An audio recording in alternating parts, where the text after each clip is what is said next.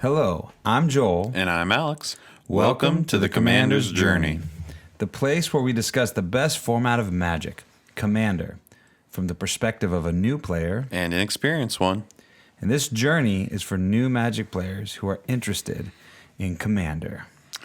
So, Joel, let's take a moment to discuss our work real fast and what we do for a living. So this is kind of how Alex and I actually met and we got to know each other. Is we both work as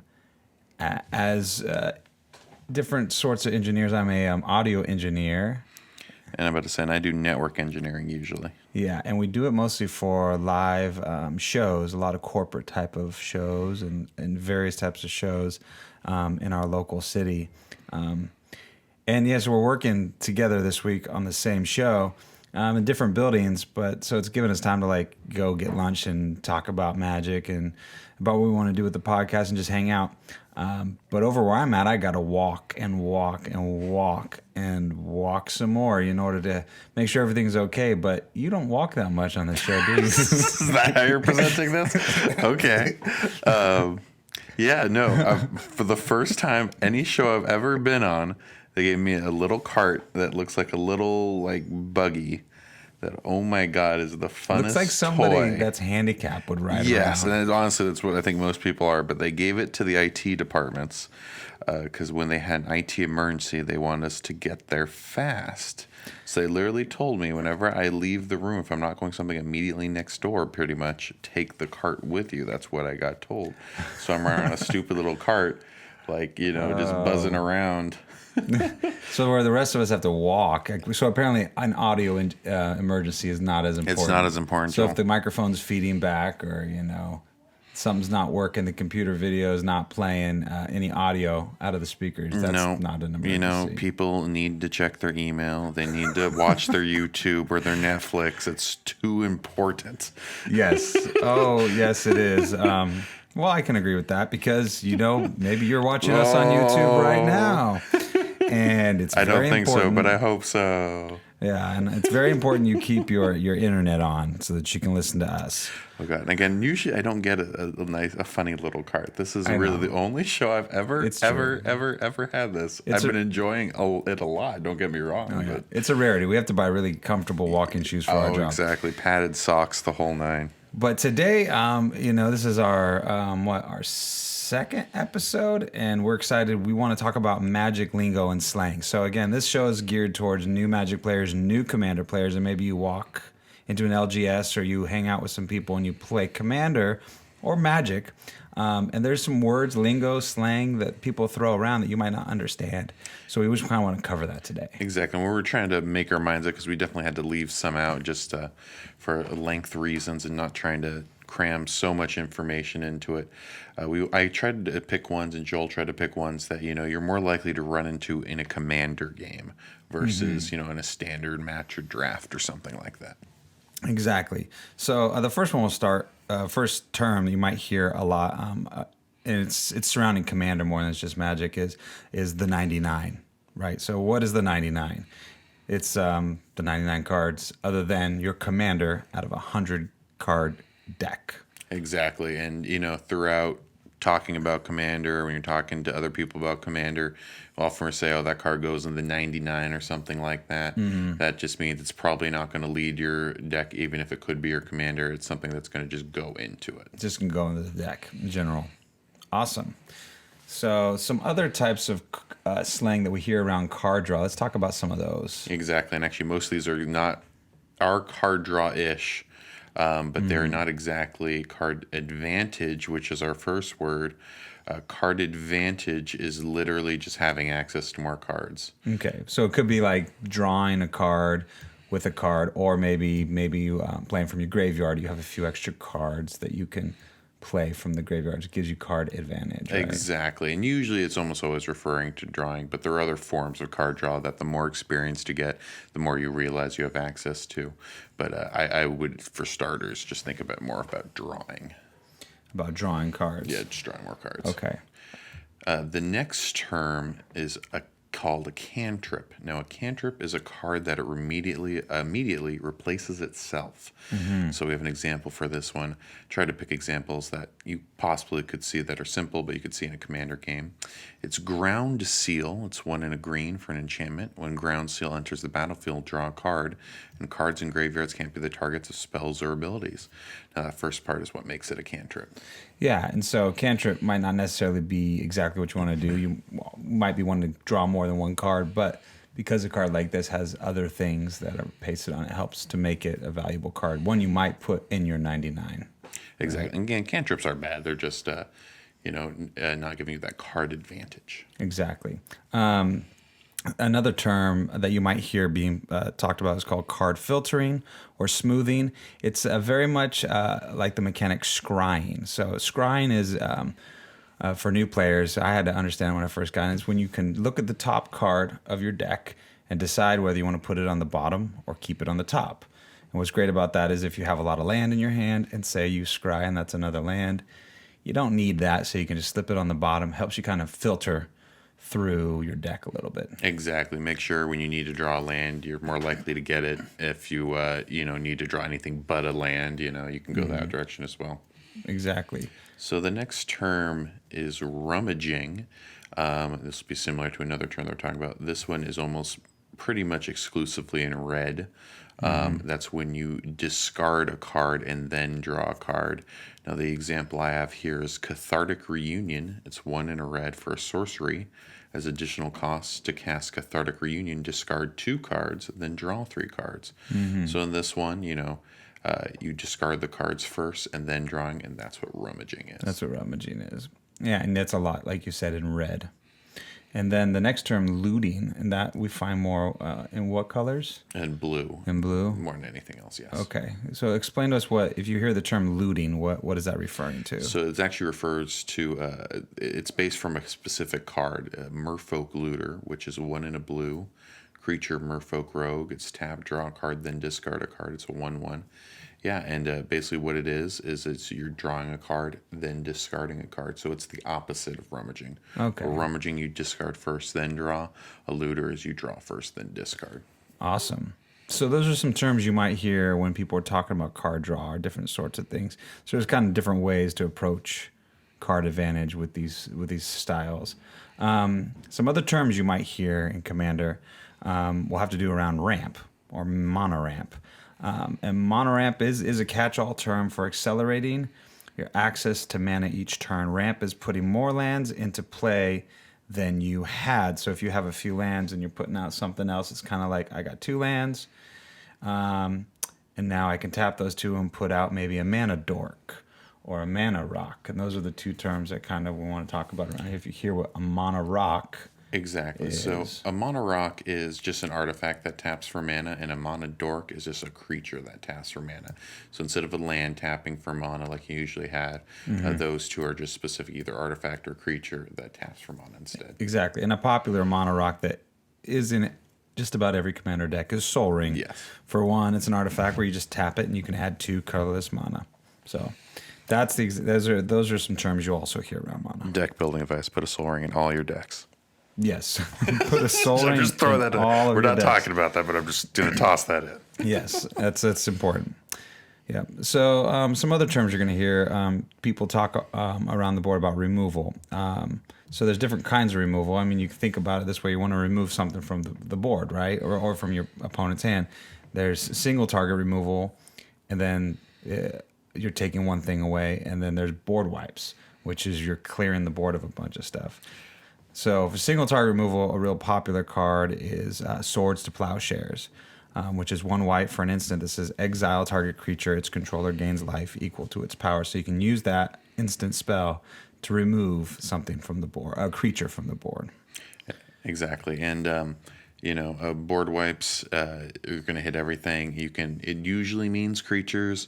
It can mean if you're wiping all artifacts, enchantments, or maybe all 3. But usually board wipes is creatures, but can mean the others. Exactly. So that's basically, when people are talking about removal, they're either referring to single target or wipes themselves, Exactly. right? And then next we have is Recursion. That's a spell that bring cards back from the graveyard or either into your hand or in play. Now, when you bring it back into play, it's called reanimation usually, but it's in a recursion as just stuff from the graveyard back to your availability. Exactly. So it's just something that you can recur again. So you'll see spells out there that allow you to pull it out of your graveyard, put it in your hand, put it back on the deck, or as soon as it dies, you bring it back. Things like that. So recur. Exactly. Pretty simple. Or things again that happen multiple times that the spell has access to it. So the next one is Tutors. That's a spell that allows you to search your library for a card and usually does not refer to a land, so most every other card type, and technically things that search for cards like ramp can also be tutors, but usually when we talk about tutors, we're not discussing lands specifically. Yeah, so not necessarily cards that are going to go search for lands. There's a few lands that'll go search for other lands or cards that'll help you search for lands, but we're talking about going and getting other types of permanents or instant or spells that are in your deck, or basically. anything, anything in your deck. Tutors are like the kind of the Swiss Army knife of your deck. That's the one that you're like, hey, I need anything or this one specific thing from the deck. It's the only way I'm going to get out of this situation. A tutor is what can help you find that. An example is Demonic Tutor. It's 1 in a black for a sorcery. Search your library for a card, put that card into your hand, then shuffle your library. And that one is one of the go-to ones. That one's just any old card, doesn't matter. Yep. Just if you need it, let's go get it. Yeah, it's financially expensive. It only costs 1 in a black, which is great in the game, but that card is expensive. There's a lot of other tutors too, if you can't afford that one. So don't feel bad if you can't just put a demonic a tutor famous one in all your black decks. Yeah. Tell us how you really feel about tutors, Alex. I am down on tutors in Commander. I feel like I could talk about that for a long, long time. I feel like it makes the deck less fun to play over and over again because the deck does the same thing every time. It's nice to have consistency, but too much consistency, I think, makes the deck stale faster. And I like tutors because if I have a few types of cards I like to play, I don't necessarily, in my decks, I'm much newer to the game, but I don't always have like that one card I want. There's like several cards that I like. So having a few tutors is kind of nice because if I don't have something I want to play, I can go get myself a powerful spell to play. So just think of it like that. It's not one of those cards you have to have, but it's fun and it's a tutor. And just to be clear, if anyone else wants to use tutors, I'm really okay with that. It's a part of the game. It's a lot of fun for the people who enjoy it. I'm just not one of those people. Alex will allow it. Okay. So the next category is protection, and that means anything that protects your creatures, such as indestructible, hexproof, giving them all like regenerate, or maybe giving them all protection from a color, stuff like that. Just anything that makes it harder to have them be killed or removed or destroyed. Just something that helps protect it. Okay. So yeah, words like you were just talking about, indestructible, hexproof, and some other ways you can they're similar to protection. Some terms you might hear is like bounce. Bounce is like an effect that returns a card to the hand. So there's creatures and spells out there that allow you to tap, bounce it back to your hand, which is good because you can do it in response to say like removal. Exactly, and spell. that's more often you run into that in Commander. But bounce, especially in most other formats, usually is a type of removal spell too that blue has. That they'll bounce something from the opponent's side of the field back to their hand to get a swing in or something like that. And this one also gets used more offensively. It's tucking, which is an effect that puts a card back into the library from play. So you can tuck a card. Maybe instead of bouncing it back to their hand, you tuck it back in their library. There you go. So yeah, there's different ways. There's different creative ways to protect your cards in the battlefield. So those are a few different ways. Now some cards that are kind of more maybe you'll hear this term. Is another term that refers to also as just some strategies, way people play is called mill.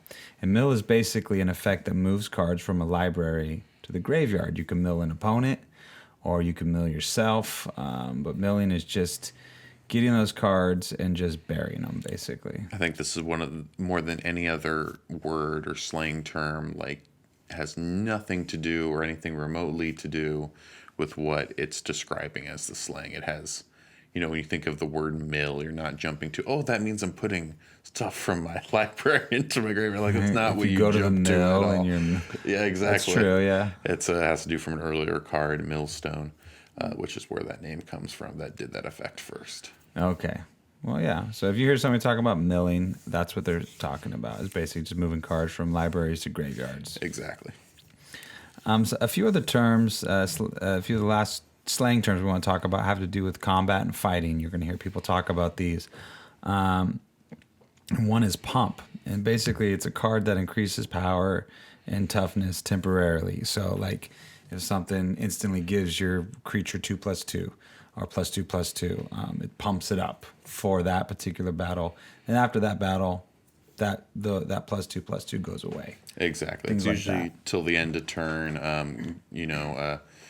You see it more in limited than you do commander, but it is an important, term to know just because it gets used so commonly in the lexicon of Magic. Yeah, and it's different than say putting a counter on something because a counter would stick around. When you're pumping something, it's just something usually it happens and then it kind of goes away. Exactly. The next one we have is an Anthem. It's an effect that buffs or pumps all of your creatures. So this is like a group pump. It can be permanent, it can be not, but it's something that gives all your creatures a bonus. Okay, so a good example is this card, Dictate of Helioid. Am I saying that right? Or No, Helioid? it's Heliod. I'm saying it completely No, it's wrong. all good. The Dictate of Heliod, it's 3, a white and a white for an enchantment, flash, and creatures you control get +2/+2. Don't worry about Heliod. He's an annoying card, but really what you want to know is he's a dick. What? Is he that bad? He really is. He is. I don't know There's no much. other way to describe him. He is that. I will trust you. You know more of the lore of Magic than I do.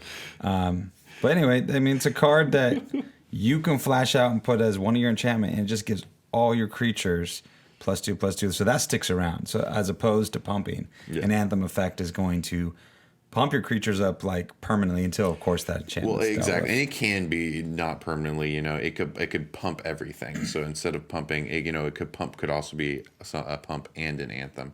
It could be both. It could be temporarily as long as it affects all your things. That's what an Anthem effect is. Exactly. So you might hear people talk of Anthem effect or Anthem card. That's what they're referring to. Yes.